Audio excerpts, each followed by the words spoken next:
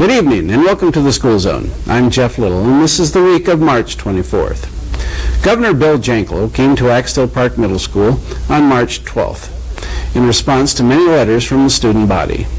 The governor talked for an hour in response to their letters and answered many questions about the highest office in our state. Here are some moments from the governor's presentation. Thank you very much. And I just want to make a couple of comments, then I'm going to let you folks ask me questions, okay? Why am I here today? I think you all know. I got a group of letters from a bunch of you in the 8th grade. And you sent me a letter. What you were concerned about when you wrote me was you were concerned about things that some people were saying about you on the radio station. And my office invited those disc jockeys, those two disc jockeys, to come here today with me. I thought what we should do was to have those two guys come, and I would come, and then we could see if they wanted to repeat that stuff that they said about some of you or all of you to you when you were in front of them. But of course they didn't want to come. And you know there's a lesson in that, and there's a lesson in that for all of us. And the lesson is a couple of things. One, you can never in life make your candle glow brighter by trying to blow somebody else's candle out.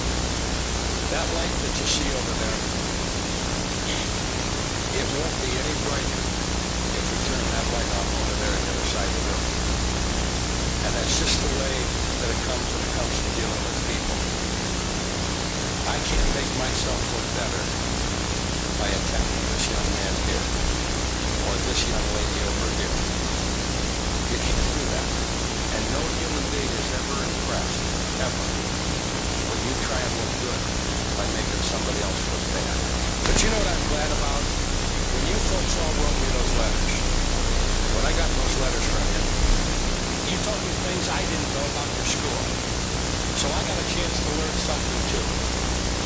I mean, I didn't know until you wrote me how your class has been working on the fish program out there at Como Lake. Como Lake, excuse me. I didn't even know how to pronounce it. I also didn't know about the food drives that you've been involved in. And you folks, in your letter, told me about that. And you know what's interesting about all the things that you mentioned in your letters to me? You talked about things, none of you talked about yourselves. None of you bragged about yourselves. You talked about things that you're trying to do to help other people or help the world that we live in. You told me about your food drives that you've had, where you brought food for somebody else that maybe doesn't have as much as you do at home. You told me about your Toys for Tots program. One young lady that wrote me told me about, and I did know this because I was there when they got the award, but they told me about their teachers who won the award from the U.S. West Communications Program. I didn't know you'd been involved in a clothing drive. And just like the food, you banded together and you bought clothes and you rounded up clothes from around your homes or other people's homes to give clothing to somebody else who may not have good clothing at home. I didn't know that you've been saving Pop-Tarts for the Ronald McDonald House. How many of you ever been to Ronald McDonald House? Well, quite a few of you. Well, if you've ever been over to Ronald McDonald's, you know what a special place that is for families that have children that are sick or that have been injured. I didn't know that you were doing a musical called A King in King Arthur's Court. That I learned when I got your letter. And I'm just going to refer to one other one I got because one young gentleman that wrote me laid it out on a list when he talked about gathering books for people who can't afford it. So now I've learned that not only did you help round up food for people and help round up clothing for other people, you help round up books for other people. And your student council got together and you split $100 among 4 families so you could share with them on the money you raise through your student council. You helped at the old courthouse museum. And then you're involved in natural helpers or the torch program, band, sports, and orchestra. But just take yourself, every one of you. When you really think of somebody you respect, when you think of somebody you look up to, when you think of someone that you'd like to be like them someday, when you think of somebody that you really admire, you tell me, is this the kind of person that talks about other people and makes fun of other people and thinks they can look good at the expense of other people? Or is it the kind of person that's willing to find food for somebody else, or clothes for somebody else, or books for somebody else, or stock fish in a lake so that everybody can enjoy it, or go out and work and help split money that you've raised so that other families can have some money? Which person do you like better? We all know the answer to that. Life is measured. Your real life's going to be measured by what you accomplish with yourself. That's what's going to be measured. When you hear adults talk about who they respect, they never talk about they respect the toughest person. They always respect the one that tried the hardest. That's what they respect. Nobody respects the richest person. Nobody disrespects or respects the poorest person. What you respect is what do people do with what they have. You see, when you brought toys to tots, that's as important to me as if you'd all been rich and you just brought a lot of money to buy toys. But because you're not all rich and you couldn't go out and buy new toys, some of you bought toys that were used toys to get fixed up. You didn't all go out and buy new clothes for somebody, you didn't have the money, but you went and rounded up clothes for other people that you bought that they could use. That's what's important. The best words of encouragement I can ever give you is that if you're true to yourself, you don't have to worry about the others. I'm glad that those guys made fun of me. I'm the only guy in this room that's glad. You know why I'm glad they made fun of you? Because Bill Janklow never would have gotten to meet you probably if they had. You'd have never written me the letters, and I'd have never read them, and then I'd have never decided that I'd like to come here and meet you, and I've never got a chance to answer your questions. And now in the future, whether I'm out at the mall or walking down the street or in the grocery store or out in the Coliseum, if I run into some of you, you're going to come up and tell me you're one of the Axtell Park students that I got a chance to visit with. And because of what they did to try and be cute, I got a chance to make a whole bunch of new friends here.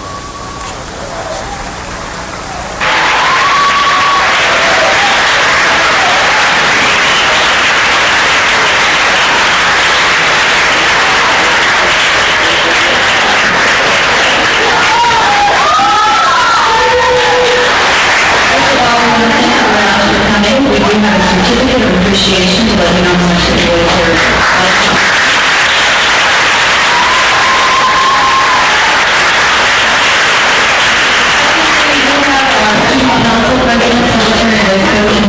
To offer a gift.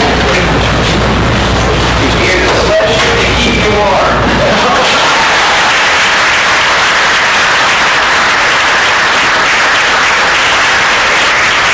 We have a comprehensive press conference every week during the legislative session, but when legislature's coming back up here the 24th and 25th.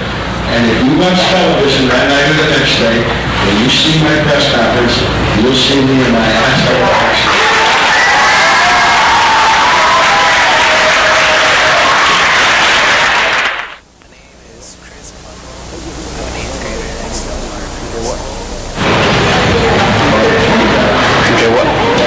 What did you think about the governor coming? Well, I thought it was a big surprise. It was really nice for him to come to our school and talk to the school about some of the recent events that have happened.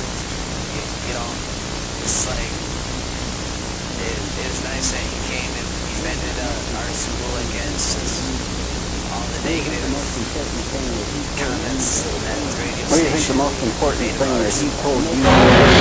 What do you think the most important thing that he told you today was?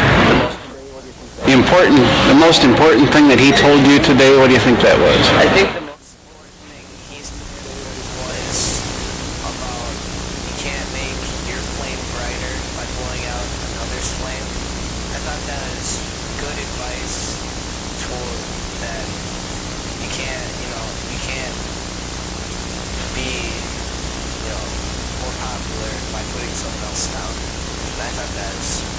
students.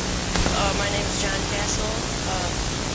I thought that was special for the governor to come here because I would learn most government officials not making a big deal about something like a radio station making fun of a school for the radio, or like over the radio and on the air, and most people wouldn't really do anything to change it or talk about it and do anything like that. I'm Julie Van Emmerich, and I thought it was so nice for the governor to come here and speak to us. What did you learn? What did you learn today by the governor coming? Well, it's not if someone says something to just deal with it in a positive way, just don't say negative stuff back to them because the problem's just going to go bigger. What did you learn today by the governor coming to Axtell Park? What did you learn today by the governor coming to Axtell Park? I learned that you have to make yourself look better by making somebody else look bad. And when you make other people look bad, most of the people stand up for themselves. So Did you find it exciting that the governor of South Dakota came to your school? Did you find it exciting that the governor of South Dakota came to your school? because he was interested enough in our school and what we did, everything for our school, and that we did a good job. And I think that what Ben and Patty did wasn't fair, and I think that Bill Janklow did a good job in explaining why they did it. You have children not yet old enough for school. Well, this story will be of interest to you. The school district's early childhood screening program informs parents who bring their children in for screening where the children are in development. Carmita Ludeman, supervisor for the district's early childhood program, explains. I'm Carmita Ludeman, the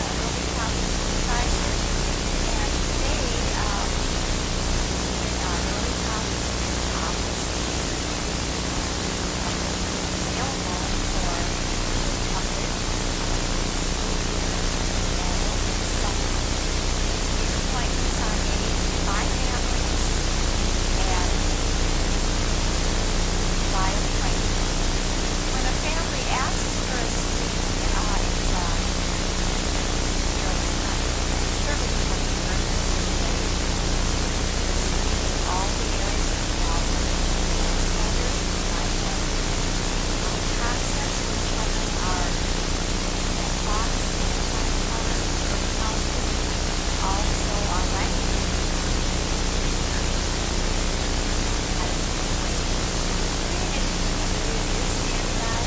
Very delicate program.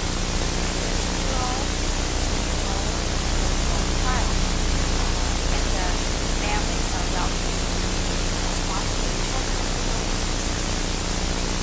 And of course, families that find out at the end of this meeting how to do it.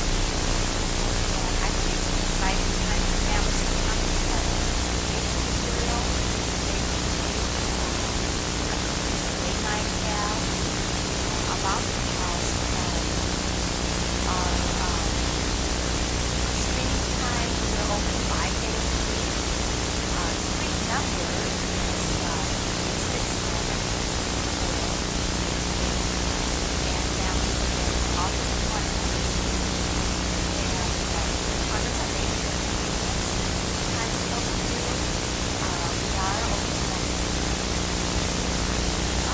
otherwise it's like general. Welcome all families. Okay, my name is Jermaine, and I'm secretary for the screening and evaluation team. We screen children from birth up until school age. The screening is available for anybody in the St. Paul School District, and we offer appointments available, like I said, from birth up until they start kindergarten. If parents call and want to know a little bit about the program, I let them know that it is a free service offered to anybody in the St. Paul School District, and it lets the parents know how the child's developing in all areas, whether it be concepts, communication, gross motor, fine motor, and then we also do a vision and hearing screen. I'm Carla Higgins, special educator on the screening and evaluation team. To explain a little bit more about the dial process here in our office, we screen the children in all three areas, and then I score the dial, give the parents a copy of the report before they leave the day of the appointment. If the children are on target in all areas, we're able to give the parents specific strengths for their children. If there are any weaknesses, then we can address those with specific recommendations.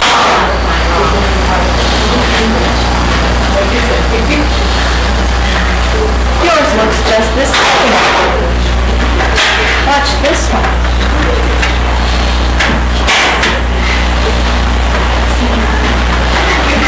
But me and my mom and my brother can do that. Bet you can. You show me how you build one.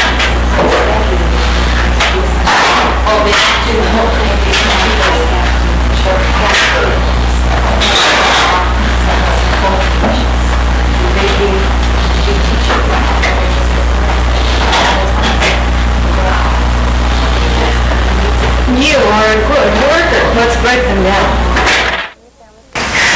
My name is Lori Hayans, and I am the Family Service Coordinator for Head Start. And I'm here just to talk a little bit about the collaboration between Head Start and the Early Childhood Screening Office. We've always had this collaboration, but we've really tried to streamline the process for Head Start applicants. We hope that when they come in to have their child screened here in the office, that they will be able to just fill out a Head Start application and fill out all the required paperwork that goes along with enrolling their child into Head Start.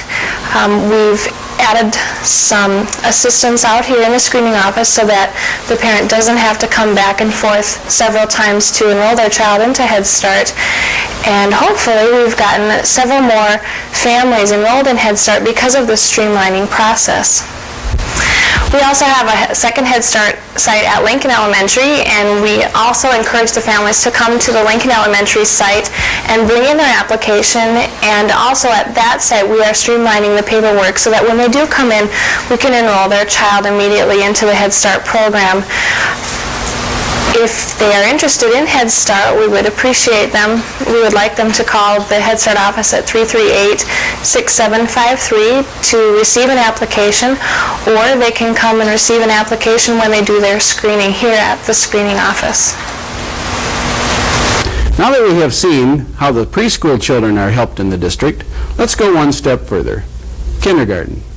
This story takes us to a typical kindergarten class at John F. Kennedy Elementary School. The teacher is Bernadine Shaud.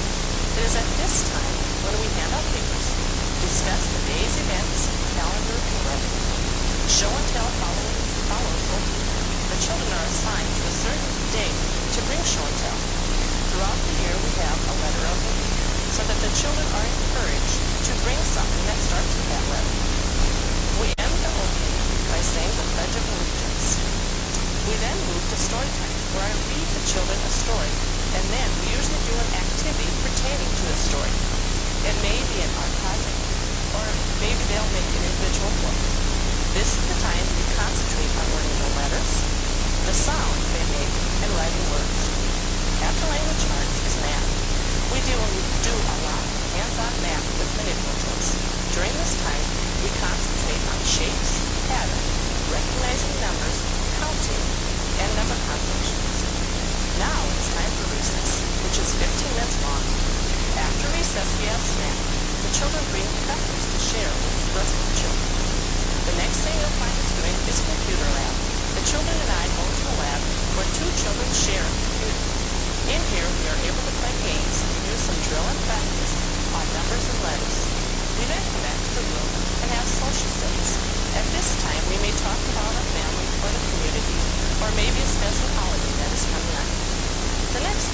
lunchtime, where the children eat their lunch in school.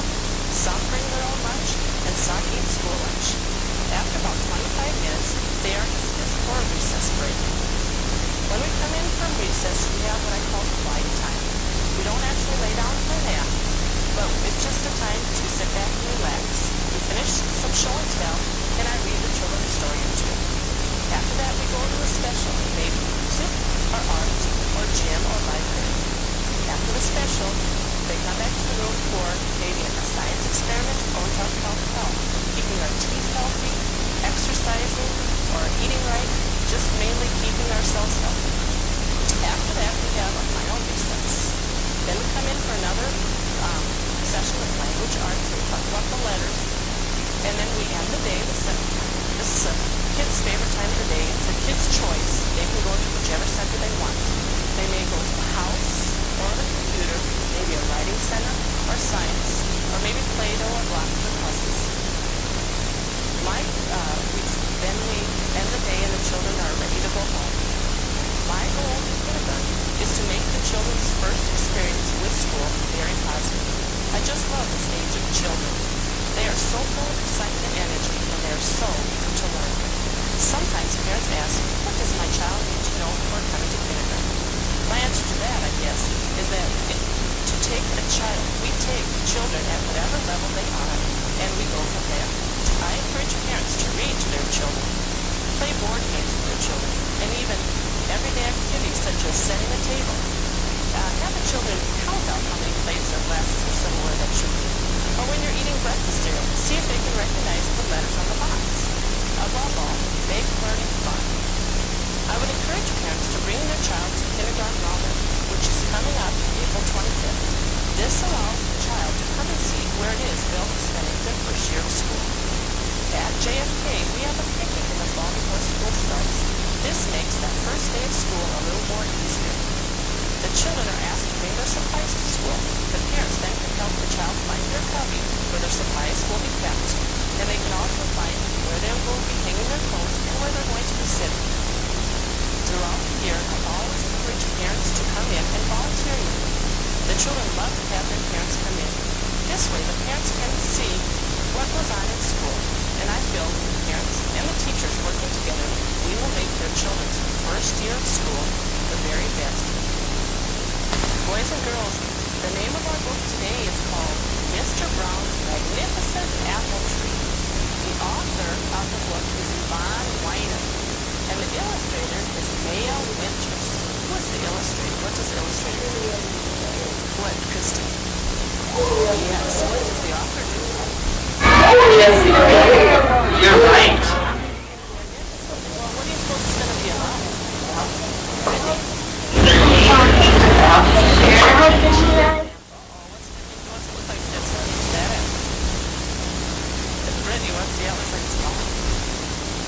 It says Mr. Brown had a magnificent apple tree.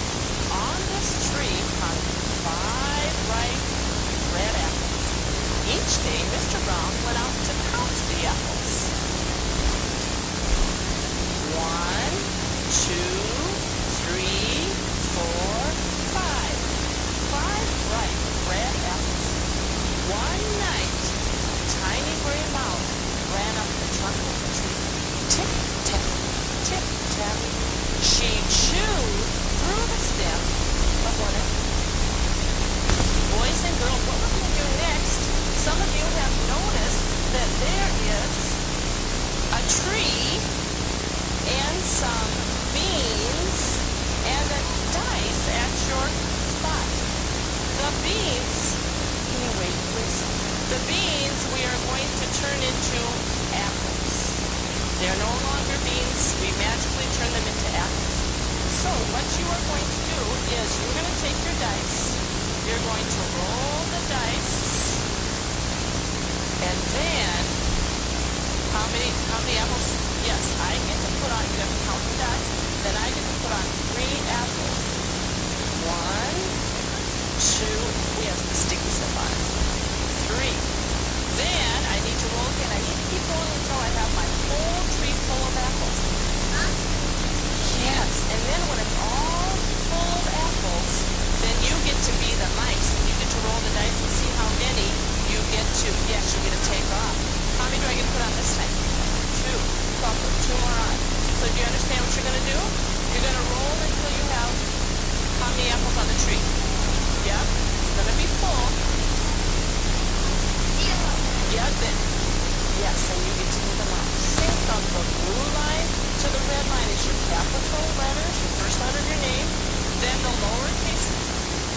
go between the gray line. Go ahead and make your name from the blue line all the way down to the red. Oh, boys and girls, do you know what I just saw Caleb do? He put 2 finger space between his first finger and his last finger. Wow. Good job. I'm Christy, and I'm Myers, and I like to color in school, and I like to make pictures in school. I'm Zachary Robinson, and I like lunch. I'm Jessica Novak, and I like gym. I'm Sam Evanson, and I like to play in gym. That's all for the school zone. That's all for the school zone tonight. Please stay tuned for the school board meeting. And join us again April 14th for the next edition of the School Zone.